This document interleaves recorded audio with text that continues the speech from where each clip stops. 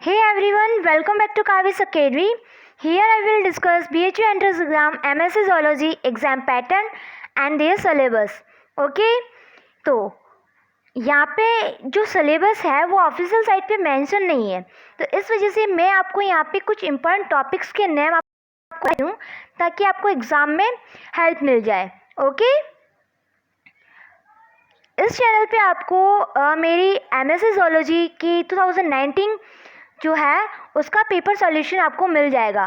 तो अगर आपने वो नहीं देखा है तो प्लीज़ आप उस पेपर को देख लेना, बिकॉज फर्स्ट टाइम NTA ने कंडक्ट कराया तो आपको पता होना चाहिए कि NTA किस टाइप का पेपर देता है. ओके, साथ ही साथ यहाँ मेरे इस चैनल पे आपको DU entrance exam, JNU entrance exams and the BHU biochemistry etcetera सब की पेपर के सॉल्यूशन 2019 पेपर सॉल्यूशन आपको मिल जाएंगे. ओके, तो अगर आप मेरे चैनल पे न्यू है तो प्लीज़ मेरे चैनल को सब्सक्राइब करना. तो स्टार्ट करते हैं. सबसे पहले हम बात करेंगे पेपर पैटर्न की. जो पेपर पैटर्न है आपका, जो एग्ज़ाम है आपका ऑनलाइन है ना. एग्ज़ाम का जो ड्यूरेशन है दैट इज़ 2 आवर्स. तो आपका 2 आवर्स में एग्ज़ाम कंडक्ट होगा. उसकी जो टोटल नंबर ऑफ क्वेश्चंस होंगे आपकी 120 और सारे के सारे क्वेश्चंस होंगे आपके MCQ टाइप्स के. और जो आपकी एग्ज़ाम मीन्स मैक्सिमम मार्क्स होंगे 360. उसके अंदर से आपके 1 अगर आप करेक्ट करोगे तो आपको मिलेगा +3 मार्क्स. ओके, नेगेटिव मार्किंग भी है यहाँ पे. नेगेटिव मार्किंग है आपकी -1. तो ये सारी क्राइटेरिया है, आपको ध्यान रखना है एग्ज़ाम देते टाइम, है ना, कि माइनस मार्किंग है. अगर मैं एक अगर क्वेश्चन सही करूँगा तो मुझे कितने मार्क्स मिलेंगे, +3 मार्क्स मिलेंगे. तो जितना हो सके अच्छे से पेपर अटेंड करना, माइनस मार्किंग तो होने नहीं देना. ओके, तो अब बात करते हैं कि यहाँ पे सिलेबस क्या है. तो सिलेबस तो मेंशन नहीं है, मैं आपको कुछ इंपॉर्टेंट टॉपिक्स बता देती हूँ जो आपको एग्ज़ाम में काफ़ी ज़्यादा हेल्प करेंगे. तो ये आपका सिंपल बायोकेमिस्ट्री का सिलेबस है, मीन्स इंपॉर्टेंट टॉपिक है. इसके अंदर भी अगर देखा जाए तो आपको ग्लाइकोलाइसिस बहुत ज़्यादा इंपॉर्टेंट है ना. तो ग्लाइकोलाइसिस को अच्छे से देख लेना.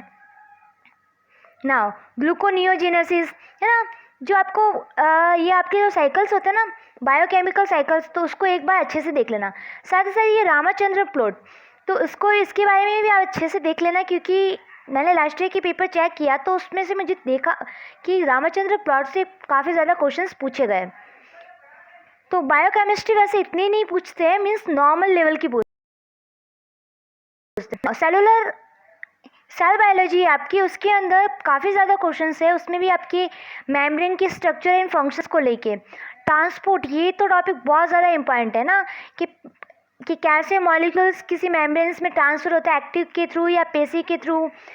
ट्रांसपोर्ट कैसा है, सिम्पोर्ट है या एंटीपोर्ट है. सोडियम पोटेशियम पंप, ये भी बहुत ज़्यादा पूछा गया है. नाउ सेल ऑर्गेनिल के अंदर भी उसके फंक्शंस बहुत पूछे गए. और डिजीज़ मीन्स इसकी अगर डेफिशिएंसी होगी तो ये डिजीज़ कौन कॉज करता है. लाइसोसोमल जो डिजीज़ होती है वो आप एक बार अच्छे से देख लेना, क्योंकि एंजाइम की डेफिशिएंसी से काफ़ी ज़्यादा डिजीज़ कॉज हो जाती है. तो वो डिजीज़ कैसे होती है, नॉर्मल आपको डिजीज़ का नाम दे दिया जाएगा, है ना, और पूछा जाएगा ये कौन से ऑर्गेनल्स की डेफिशिएंसी या फिर उसकी कौन से ऑर्गेनल से होता है, तो आपको पता होना चाहिए. फिर राइबोसोम से मीन्स सबके नॉर्मल आपको फंक्शंस पता होना चाहिए. ओके, जितना हो सके उसके फंक्शंस आप देख लेना, ज़्यादा से ज़्यादा फंक्शंस देखना. फिर आता है cell division and cell cycle. ये तो काफ़ी ज़्यादा इंपॉर्टेंट है, इसके रिलेटेड आपको काफ़ी ज़्यादा क्वेश्चंस मिलेंगे, cell cycle and cell division. तो ये टॉपिक आप अच्छे से कर लेना. और ये आपका एक transport, passive active and membrane structure, ये जो 3 टॉपिक तो काफ़ी ज़्यादा इंपॉर्टेंट है, इसको बहुत ज़्यादा अच्छे से आप कर लेना, है ना. फिर हम बात करते हैं बायोटेक. तो बायोटेक के अंदर से भी क्वेश्चंस पूछे जाते हैं, मीन्स नॉर्मल रेंज के ही होते हैं. तो इसके अंदर आपको DNA डैमेज एंड रिपेयर, वो ये है कि थायमिडिन बॉन्ड कैसे बनता है, इस टाइप के क्वेश्चंस काफ़ी ज़्यादा पूछे जाते हैं. तो लैक ऑपरेंट भी आप देख लेना कि किसकी डेफिशिएंसी से क्या होता है ना. लैक ऑपरेंट की बहुत ज़्यादा पूछा गया है कि जो रेप्लिकेशन में जो एंजाइम्स यूज़ आते हैं और ये एक्सपेरिमेंट्स कौन से हैं, तो इनके बारे में भी आप थोड़ा देख लेना. रेस्ट्रिक्शन एंजाइम्स के क्या फंक्शंस होते हैं, है ना. एक्सोन्यूक्लियस की क्या फंक्शन है, एंडोन्यूक्लियस की क्या फंक्शन है, कितने टाइप्स होते हैं, एक्सेट्रा. ट्रांसक्रिप्शंस में कौन से फैक्टर्स इन्वॉल्व होते हैं. तो इनके बारे में नॉर्मल पूछा जाएगा, मीन्स नॉर्मल ऊपर ऊपर से आप एक बार देख लेना, है ना। फिर आता है सेल कम्युनिकेशन। तो इसके अंदर आपकी जो और प्रोटोजोन डिजीज तो काफ़ी ज़्यादा पूछा जाता है, तो इस टॉपिक को तो अच्छे से कर ही लेना, है ना। Viral disease and protozoan disease means they दिया जाएगा कि सीसी फ्लाई कौन सी डिजीज़ कॉज करती है, किसका कौन सी डिजीज़ स्प्रेड करती है, मलेरिया से मीन्स कौन से मॉस्किटो से बाइट करने से मलेरिया होता है, मीन्स इस टाइप के क्वेश्चंस आपको पूछे जाते हैं। फिर ईसीएम क्या प्रोटीन्स की फंक्शंस नॉर्मल देख लेना, है ना। कैंसर के बारे में इतना नहीं पूछते, नॉर्मल पूछते हैं। सेल सरफेस रिसेप्टर कौन से, न्यूक्लियर रिसेप्टर कौन से, तो उनकी एग्जांपल्स आप एक बार देख लेना। इम्यूनोलॉजी ये काफ़ी ज़्यादा इम्पॉर्टेंट है, तो यहाँ पे आपकी नॉर्मल पूछा जाता है एंटीबॉडीज़ की प्रॉपर्टी और एंटीजन्स की प्रॉपर्टी, क्या होता है पैराटॉप, क्या होता है एपिटॉप्स, तो इस टाइप की टर्म्स आप देख लेना, ओके। फिर हम बात करते हैं डेवलपमेंट बायोलॉजी। इसके इतने क्वेश्चंस नहीं है बिकॉज इसका जो टॉपिक है आपकी जोलॉजी, आपको जो मेन सब्जेक्ट है उससे रिलेटेड होंगे, तो यहाँ पे आपको गैस्ट्रुलेशन और ऑरिजिन ऑफ सेल ऑर्गन, है ना, उसके बारे में आपको पूछा जाएगा। फिर नेक्स्ट बात करते हैं हम ह्यूमन फिजियोलॉजी की, है ना। तो फिजियोलॉजी के अंदर आपको सबसे ज़्यादा पूछा जाएगा आई के बारे में, आई के रिसेप्टर्स क्या होते हैं, रेस्पिरेटरी सिस्टम्स काफ़ी ज़्यादा पूछे जाते हैं नाउ। फिर आपके यहाँ मसल्स के बारे में काफ़ी ज़्यादा क्वेश्चंस थे, और आपकी एस्क्यूलेटरी सिस्टम्स, हार्मोन की अप्रॉक्स आपको 10 से 20 क्वेश्चंस तक मिल जाएंगे, मीन्स आपका सबसे ज़्यादा इम्पॉर्टेंट टॉपिक है ये आपका हार्मोन। तो हार्मोन को तो आप अच्छे से इस टॉपिक को अच्छे से कवर कर लेना, है ना। हार्मोन काफ़ी ज़्यादा इंपॉर्टेंट है, ध्यान रखना, हार्मोन्स एंड मसल्स। और रेस्पिरेटरी सिस्टम में आपका ऑक्सीजन डिजोल्व कर्व और जितने भी मीन्स ऑर्गोफाइलम्स होते हैं उनके अंदर कौन कौन से रेस्पिरेटरी सिस्टम्स होते हैं, तो आपको पता होना चाहिए। फिर हम बात करते हैं नेक्स्ट इनहेरिटेंट बायोलॉजी, है ना। उसके अंदर आपके मेंडेलियन प्रिंसिपल बहुत ज़्यादा पूछे जाते हैं, एंड जो आपका ब्लड ग्रुप होता है, मीन्स मान लो कि फादर का ए है, मदर का बी है, तो चाइल्ड की क्या पॉसिबिलिटीज़ होंगी, अगर ए नेगेटिव है, ए पॉजिटिव है, तो चाइल्ड कैसा होगा, तो इस टाइप के क्वेश्चंस होंगे, है ना। फिर जीन मैपिंग क्या होती है, क्रोमोसोम्स की डिजीज़, क्रोमोसोम्स की सिंड्रोम्स मीन्स कौन से सिंड्रोम्स है, इसकी टाइप ऑफ जेनेटिक डिजीज़ अच्छे से देख लेना। इसके अंदर इतने ज़्यादा क्वेश्चंस नहीं है, बस ये है कि आपके आइडेंटिफाई ब्लड ग्रुप्स, है ना, तो मेंडेलियन प्रिंसिपल, इनमें से ज़्यादा क्वेश्चंस है, तो एक बार अच्छे से इसको देख लेना। फिर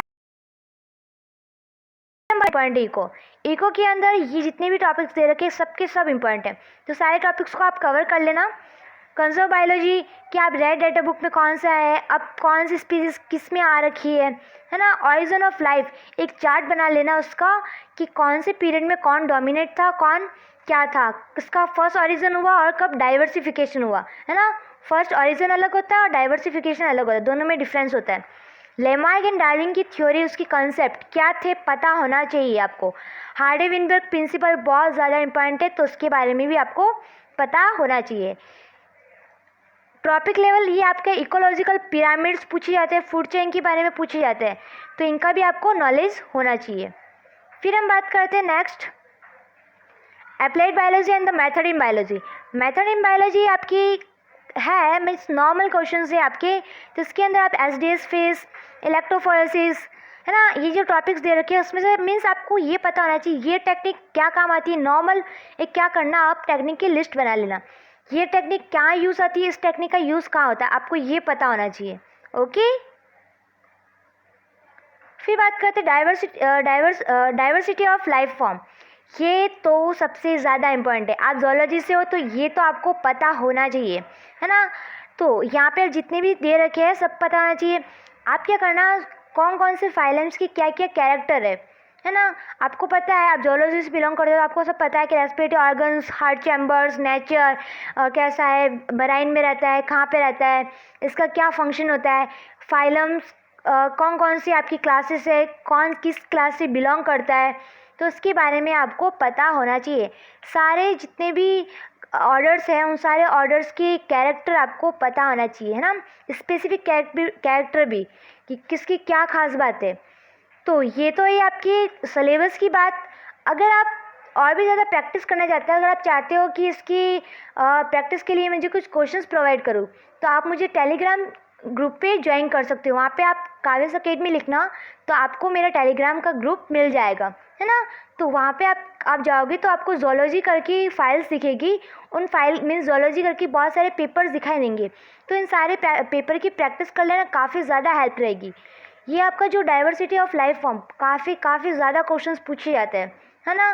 तो मेरा मानना ये है कि अगर आप मेरे पास जो क्वेश्चंस पड़े हैं तो उसको आप सॉल्व कर लीजिए प्लीज़, आपको काफ़ी ज़्यादा हेल्प मिलेगी। ओके, तो ये जो आपका BHU ज़ूलॉजी का जो पेपर है वो मेरी चैनल पे आपको मिल जाएगा 2019, क्योंकि NTA ने कराया था। तो इसका सॉल्यूशन आपको मीन्स कैसे एक्सप्लेन करना है आपको पता होना चाहिए। ओके, साथ ही साथ एक और सजेशन देना चाहूँगी मैं आपको।